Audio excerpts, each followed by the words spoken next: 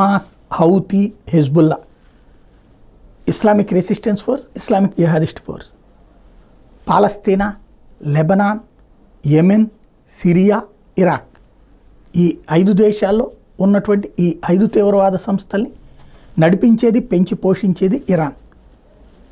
వాటిట్లలో Hamas కేంద్రమైనటువంటి పాలస్తీనాని దెబ్బతీసి maximum కంట్రోల్లో Israel పెట్టగానే ఇటు నుంచి ఓ పక్కన హిజ్బుల్లా వాళ్ళు వరుసపెట్టి దాడులు చేస్తున్నటువంటి నేపథ్యంలో హిజ్బుల్లా మీదన తీవ్రస్థాయి దాడులకు పాల్పడుతూ వచ్చింది ఇజ్రాయెల్. కీలక నేతల్ని లేపేస్తోంది, అట్లాగే వాళ్ళ బేసుల్ని ధ్వంసం చేస్తోంది.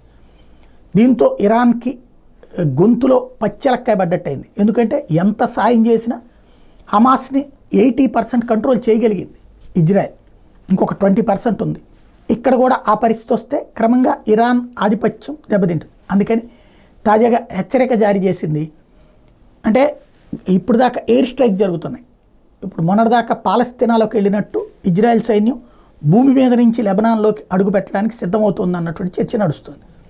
అదే జరిగితే నరకంలోకి వెళ్ళినట్టే, మీ సైనికుడు వెనక్కి రాడు, వాళ్ళ అంతు చూస్తారు హెజ్బుల్లా వాళ్ళు అంటూ హెచ్చరికలు జారీ చేసింది ఎవరయ్యా అంటే హెజ్బుల్లా కాదు, ఇరాన్. అంటే తనే ఆ తీవ్రవాదులు నడిపిస్తున్నానని మరోసారి ఒప్పుకుంది.